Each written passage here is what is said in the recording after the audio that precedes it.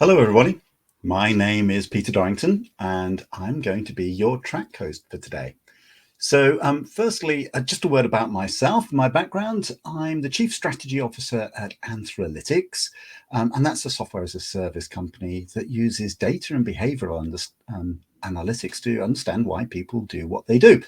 And I'm delighted today to be joining Bas van der Haterd about a really good conversation about the use of AI in the selection of candidates. So let's firstly, Baz is a strategic recruitment consultant and a professional speaker, trainer, author, consultant in the realm of recruitment and specializing in the role of technology in recruitment. And we'll talk about that in a moment. He's also written several books on the new world of work. So, Bas is going to focus on the use of AI in the selection of candidates, the good, the bad, and the ugly, and why HR data is by definition biased, and the things that we need to do to make it an equitable and fair process. And he'll also show us what great looks like. Now, whilst Bas speaks, he's going to present in a moment. I will be off stage, but I'll still be here. Can I also remind you, please do ask your questions in chat via Pine, and we'll get to as many of them at the end as we possibly can. But without further ado, Baz, over to you. Thank you very much, Peter. So I'm going to be talking about AI in selection, or maybe even data in selection, perhaps machine learning. There's a lot of discussion on what we should be calling it, but I decided to go with AI because that's hip. So who am I? Like Peter already said, I'm a speaker, I'm a trainer, I'm a consultant. I work with, among others, the Ministry of Foreign Affairs, where we're trying to make the process more equitable. The city of Rotterdam, Bos, Dutch Rail, Dutch Post, and I did a lot of work at the Twente University at some point in their HR process. That's just me, and I also run a podcast called Talent Savvy. I write in English on the Recruitment Daily blog occasionally. So that's where you can get a hold of me. So I just want to start with the starting point of everything we're doing right now in selection. We see that almost half of all newly hired employees were considered to be bad hires in 18 months' time. Can you imagine any any piece of your organization doing this badly? Yet recruitment has been doing this badly for ages. We believe that it's just a matter of fact. Um, but I'm going to tell you it's not.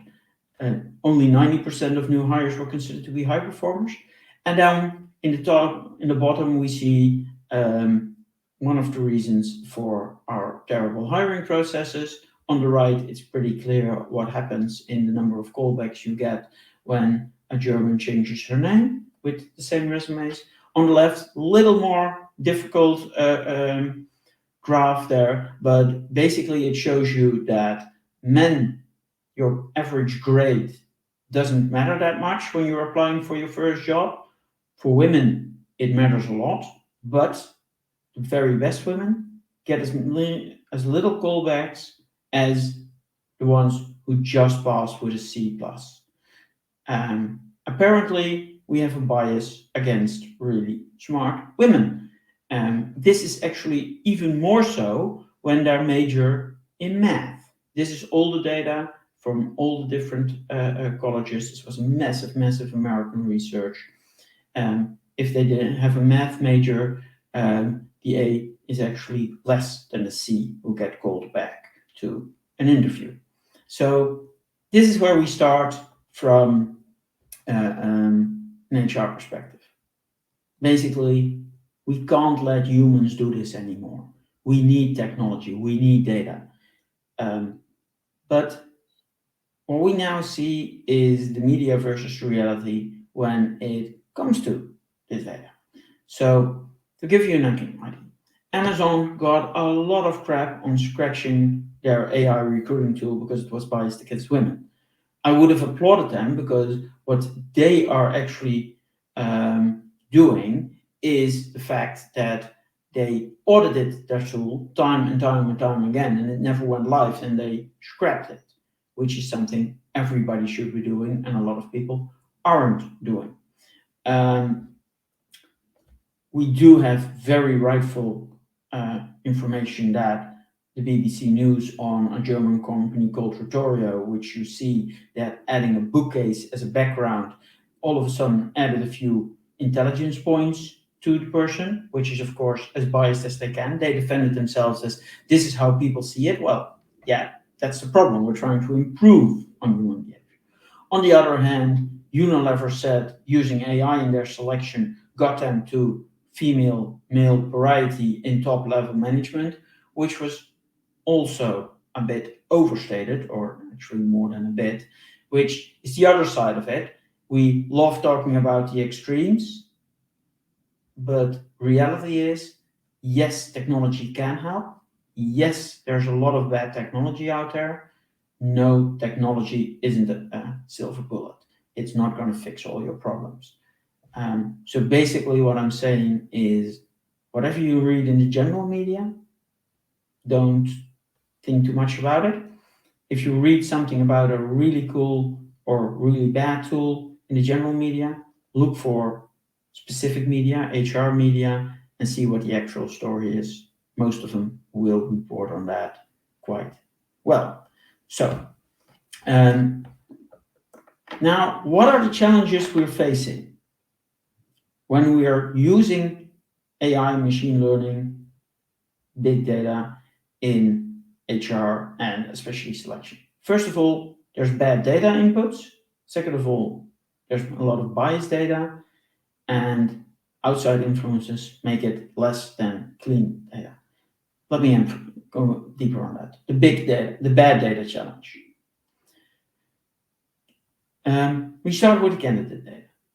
Every academic research ever has shown that a CV, or a resume as some countries like to call it, has no predictive value whatsoever. The fact that you've done a job doesn't tell me how well you've done the job.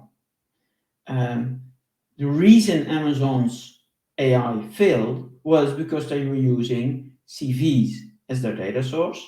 And I have yet to see a single, and I've looked at a lot of them, a single AI or machine learning program which was able to do anything with CVs, exactly because there is no relevant data in the CV.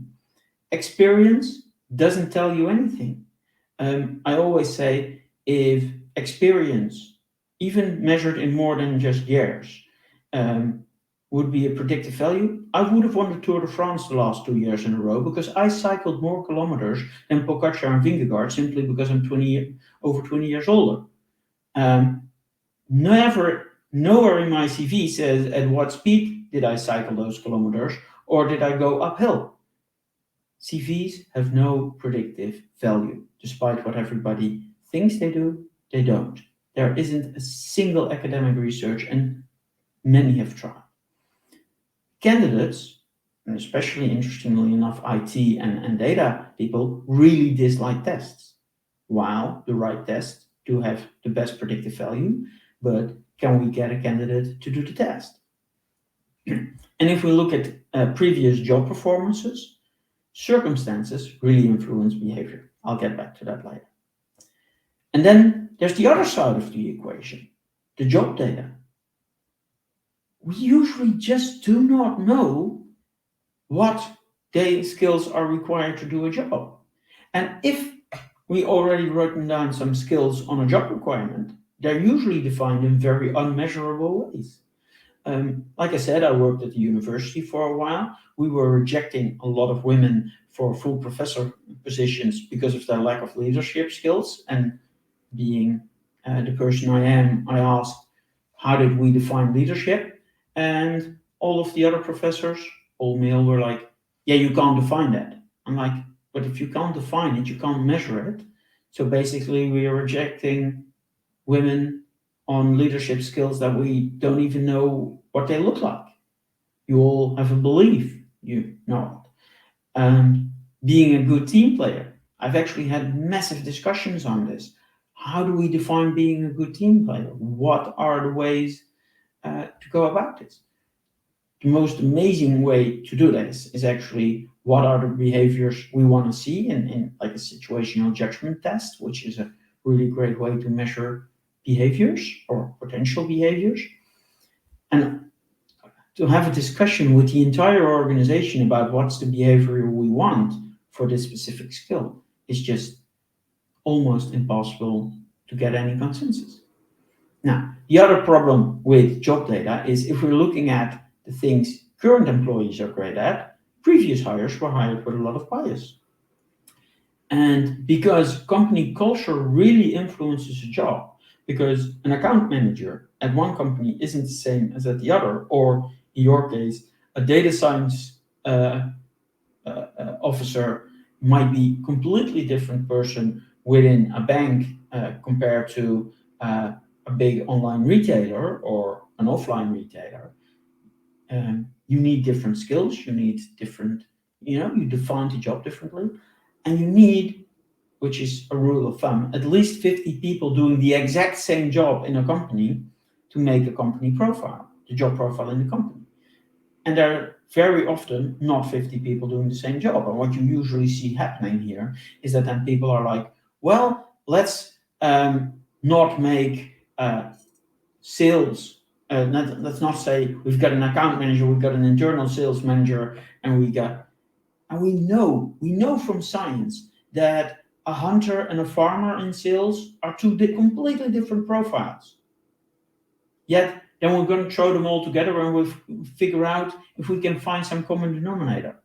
So it's really difficult also to get enough data on a job. And then we start hiring on very generalized jobs, which might not be perfect fits. So getting the other side of the equation, you've got the candidate side, which is riddled with problems, and you got the job. So we're trying to match two almost impossible to measure things against each other. And then there's also the question, does somebody do the job well? And so we're looking at performance data. GDPR limits the use of this data in Europe because officially you have to ask for permission upfront to use certain data to be able to make those assessments. But well, not everybody takes internal GDPR for internal employees very close to heart, but that's a different story. But a manager really influences performance and also the evaluation, because those are very often very biased, and circumstances might influence the performance of a person. Some people excel in a growing market. Other people excel in a shrinking market. How do you account for that? I once tried to hire somebody who seemed perfect for the job. And then I asked for a reference at her old manager. And he said, oh, she's amazing. She is one of the best salespeople you could possibly hire. And I explained to him the job. And he's like, oh, she would be crap at that. Because she is amazing in a structured environment. And you're now telling me she needs to structure the environment herself? That's not going to be her job. Do not do that. Do not make that mistake. So circumstances really influence performance. So then we've got the biased data challenge. Let's be honest. Most of our teams are very egalitarian, look a lot alike. And it's not just that they look alike in the more general things where we can actually see male-female ratios or race. No, it's also cognitively. I remember one time I applied for a job and this HR manager said to me, oh, this is so surprising. You do a lot of volunteer work as well. Every candidate I speak to does that. And I haven't even selected on that. I'm like, you obviously have no idea what bias is, because if everybody you ask for an interview is doing a lot of volunteer work, unconsciously you have selected on that. And probably within that department, altruism, if you're checking for people having certain values, would score very high, yet it had nothing to do with the job.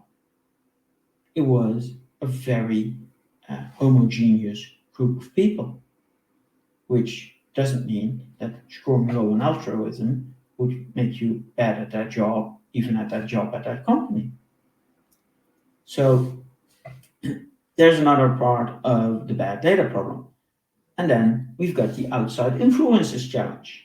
Because, like I said, your manager actually is very important for your performance.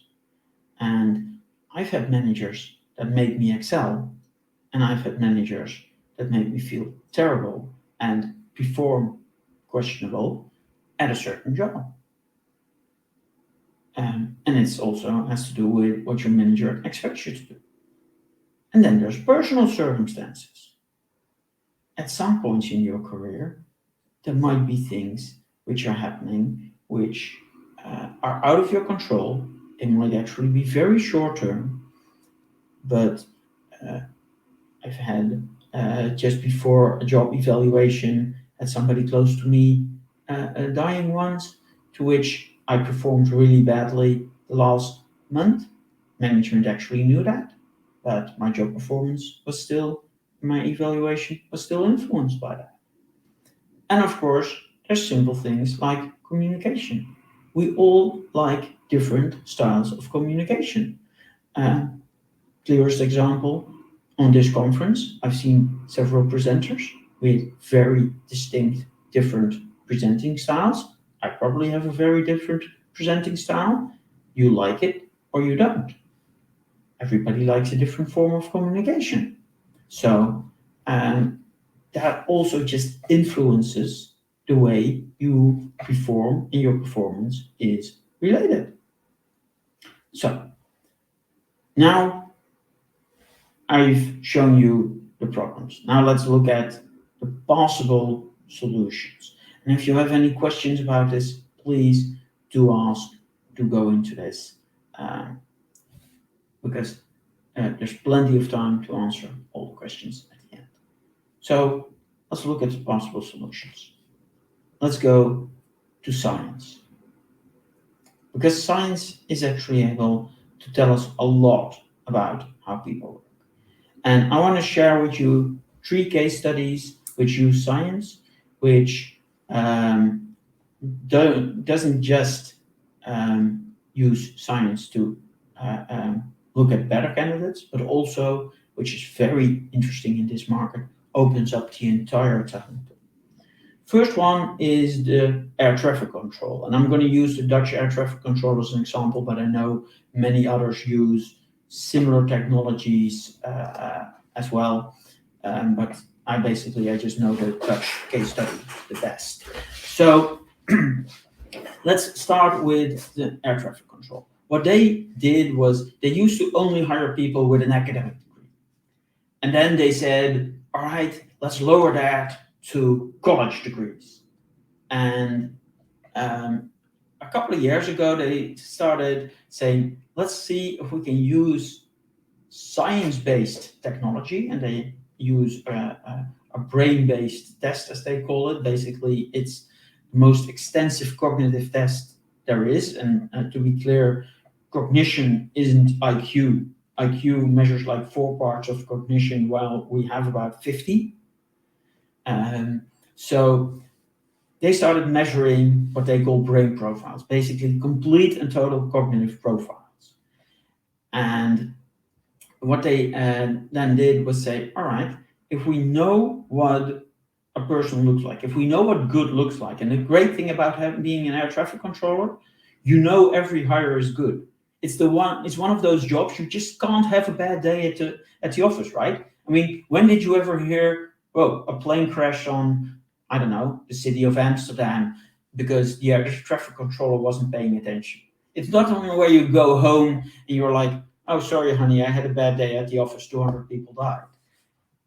Air traffic controllers, by definition, are good at their job. And that's because within the selection and within the training process, it's really, really rigorous, which is a great thing, because we really don't want planes dropping out of the air just like that or crashing into each other in the air. So they've got they then lowered the bar to basically having a high school degree. They even at some point did away with the high school degree, but it turned out that then people had trouble learning all the rules, and air traffic control is about following all the rules. So they now say if you have a high school degree and you pass the test, you go into the rest of the program, and of course it's not just that one test. It is a really rigorous selection process with several other tests and interviews and things like that. But for a big part, using a cognitive test, a complete and total cognitive test, all the way up front, improved their quality of hire with 160%. They used to have, in a class of 10 people, 3 people actually graduating.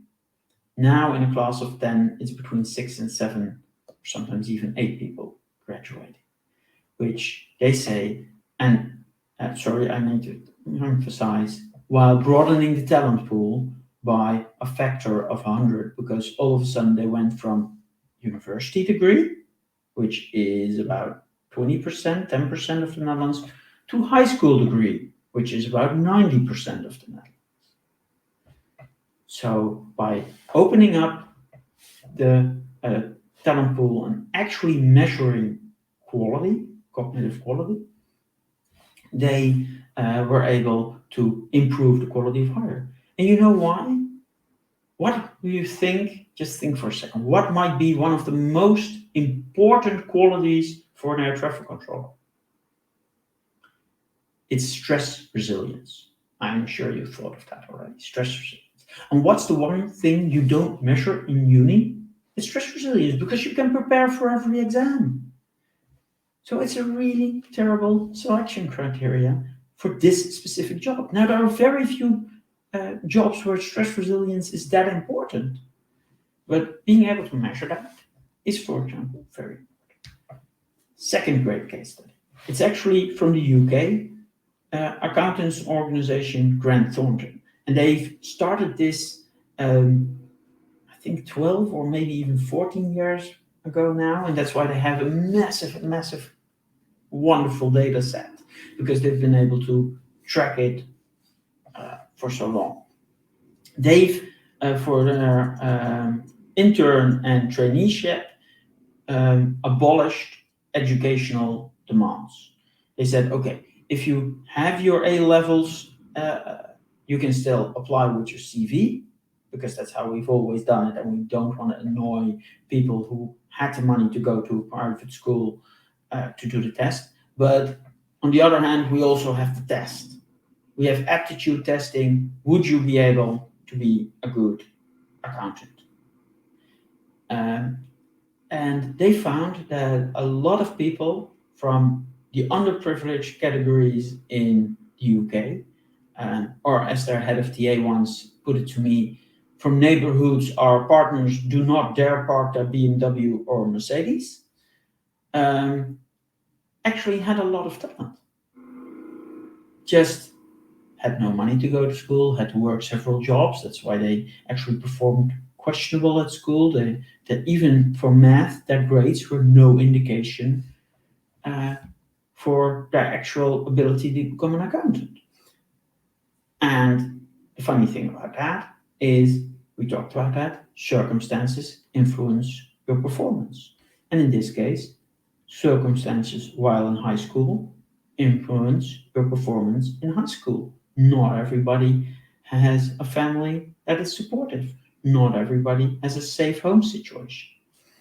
They were able to hire a lot of people, which at first were branded diversity hires. And then after 6 or 7 years, they were doing all these wonderful data analysis. And they found out that what they called diversity hires had a longer tenure at the company and more billable hours. So they were actually the most profitable employees they had. from this talent pool that nobody else was looking for or at, because imagine thinking that you could select graduates on something else than their grades. While, again, science has already told us for many years that your grades actually are indicative of only one thing: your future grades. Your academic achievement is indicative of your future academic achievement.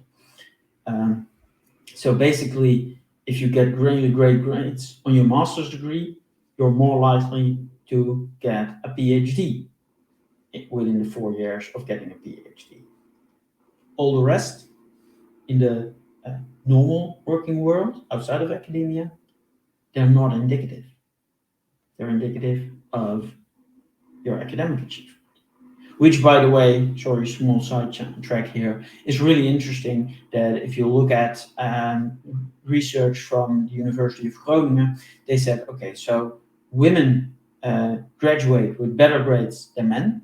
We have close to a 50-50 application rate on PhDs between girls and boys, yet we have more male PhDs.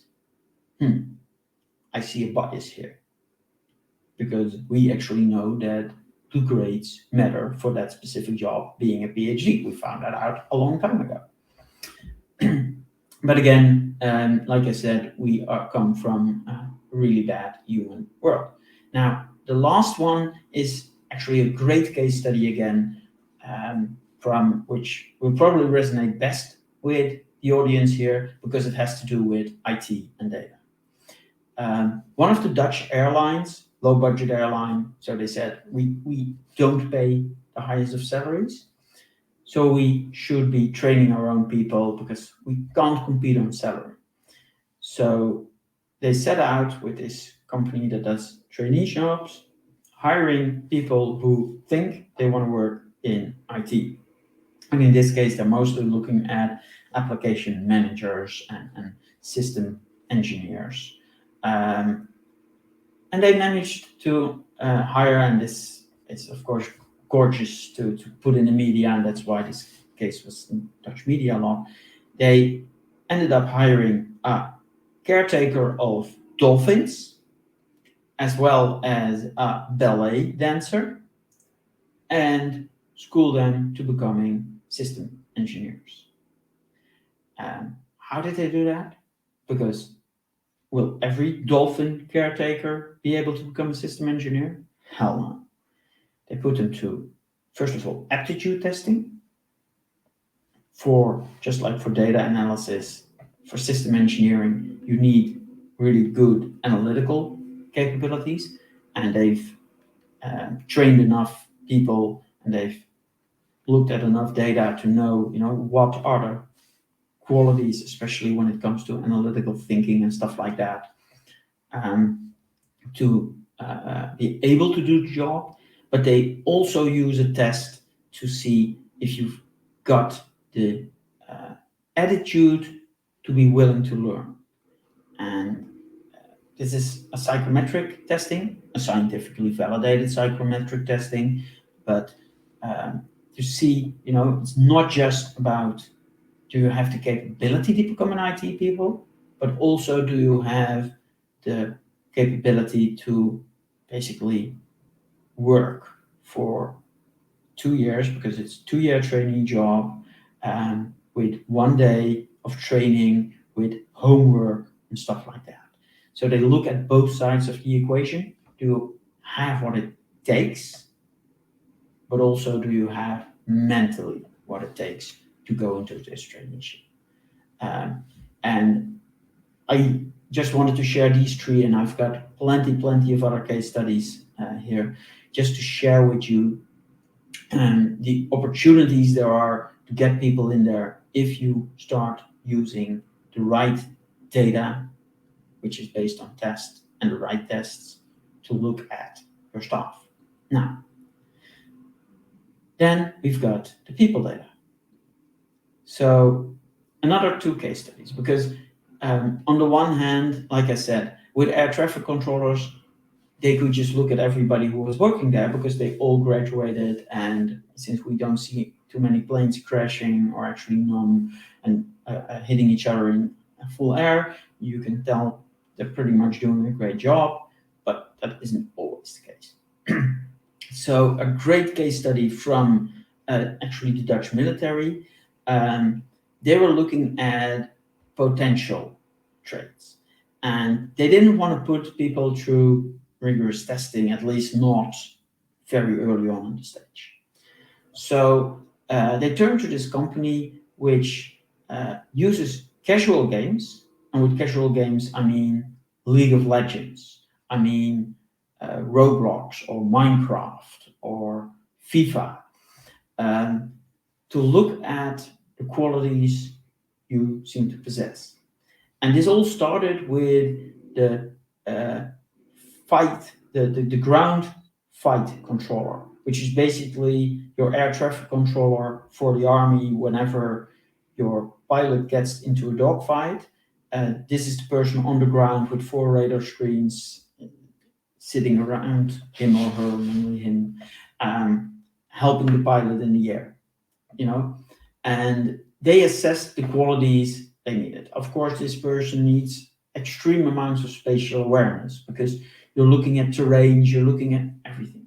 They need great logistical capabilities. They need to understand how things move in the air, where you can and cannot go, etc., etc. The funny thing was, so they said from this assessment company, they said, wouldn't it be cool if the people doing the job right now would play those 4 games?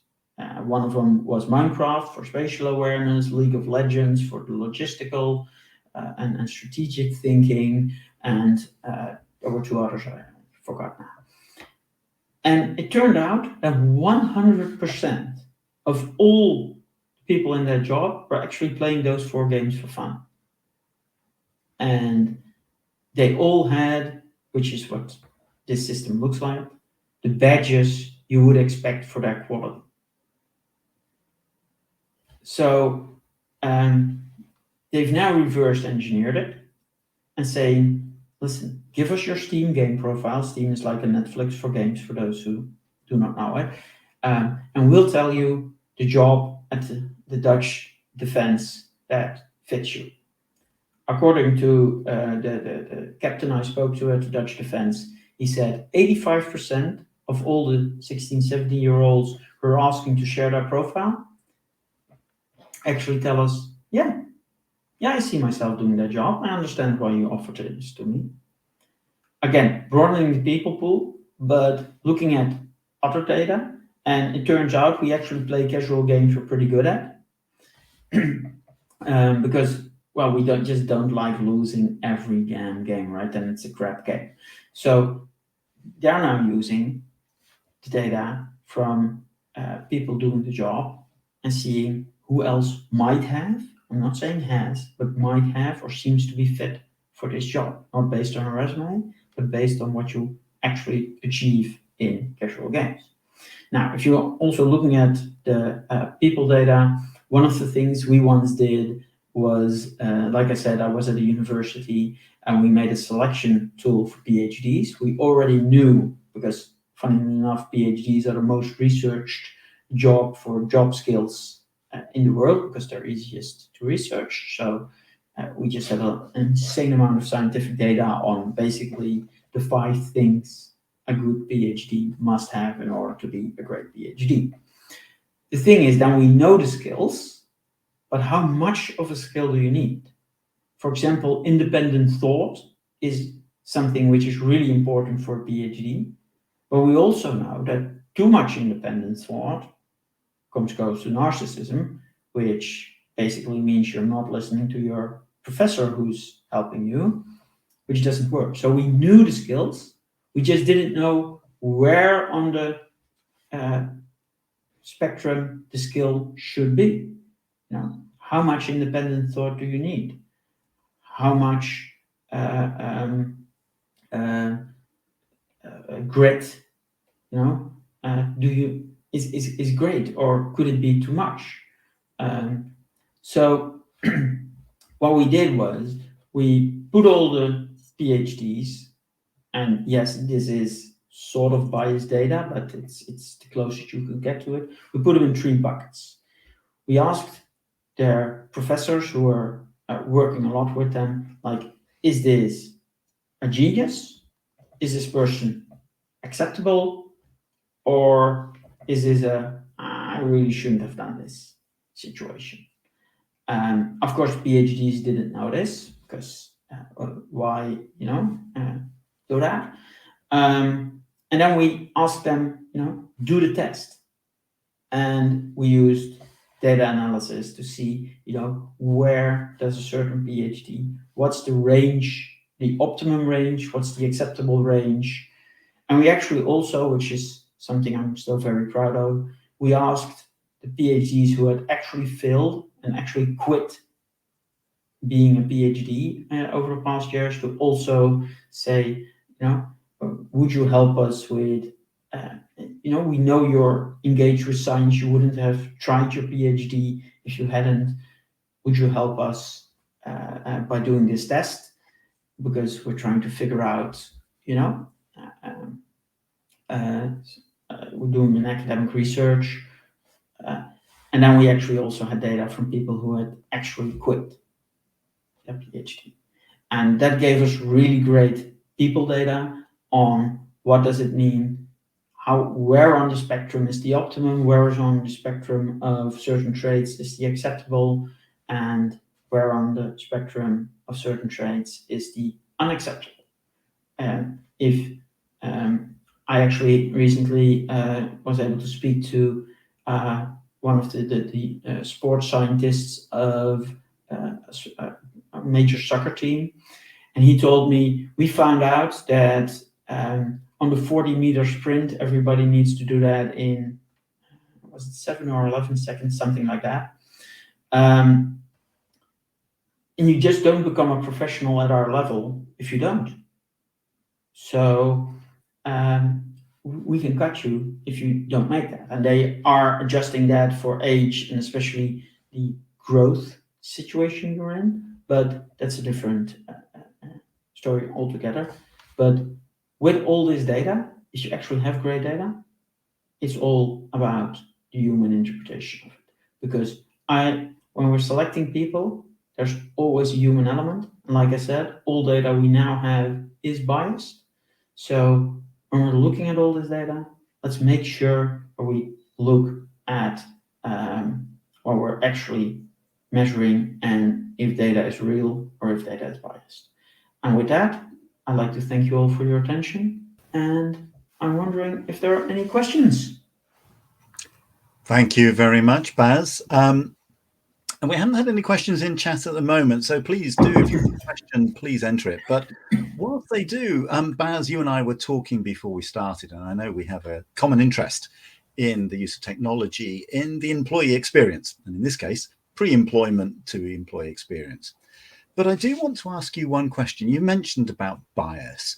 So I'd like to know, how much do hiring managers need to know about how AI-enabled recruitment works? What's it strong at? What's it not quite so strong at?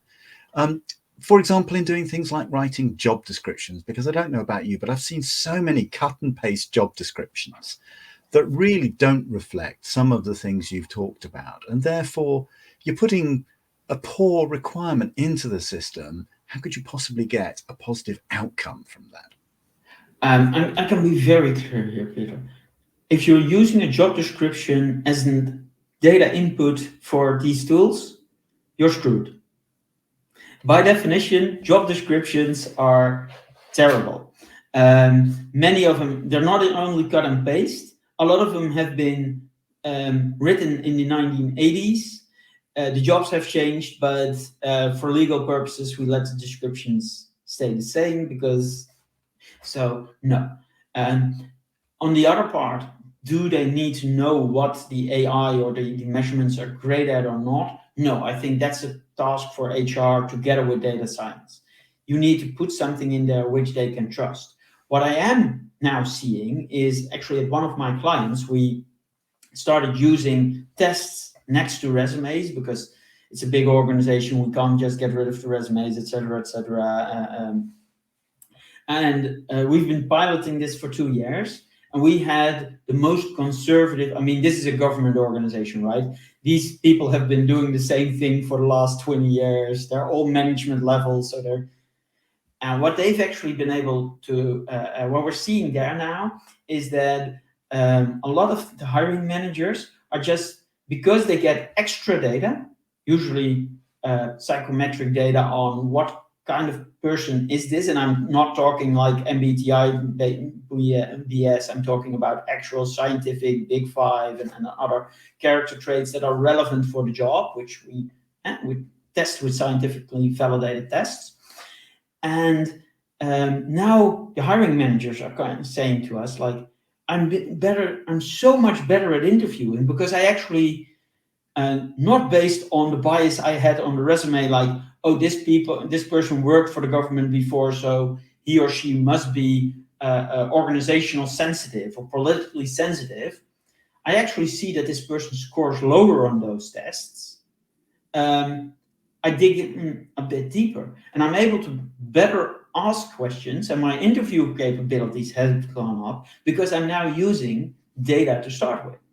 And they're actually also giving us feedback on, I remember one specific skill, and they're like, yeah, that doesn't match. So we then went in like, because we only give them like a skill, and we never told them how we measured or defined the skill at the background, because officially they're big stacks of paper of former consultants who defined it, and we just build those into tests.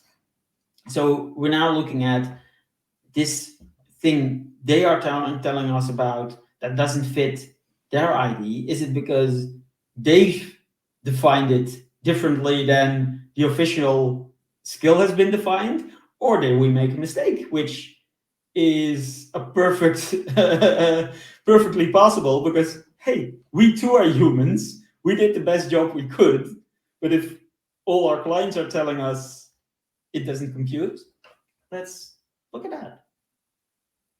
Great, thank you. And I've got one last question, and if we can try and answer this in a minute, I'd appreciate it. What can the hiring experience tell us about what we need to think about for the onboarding experience? You know, when we bring these new employees in, how do we make sure that we meet their expectations and get them off to a flying start? I don't know if the hiring experience is directly related to the onboarding experience, but I do believe that we need a much better onboarding experience, which should not start at day one. You should have a pre-boarding experience. And there are great examples of that as well. And if you look at the data, every company that does a great pre-boarding and onboarding actually gets so much better candidates who stay longer, who you have less early attrition just by making people feel welcome. Great, thank you very much, Baz. It is such an important point, because a lot of our behavior is based around our expectations as employees. You know, what do we expect of this role? What do I expect from my hiring manager? And then we walk in through the front door on day one after hopefully a good pre-boarding experience. And the last thing any organization wants are those quick quitters, the ones that don't turn up for day one because their pre-boarding has been terrible, or they only last a week or two. After all, at that point, you've probably let the other candidates go. You've already sunk all the cost into recruiting that person, and now they're off because you haven't met their expectations. Anyway, all that remains for me to do at this point, Baz, is to thank you so much. That was super interesting. I'm sure you and I are going to continue to talk afterwards. It's a subject very close to my heart as well. But that brings us to the end of our session.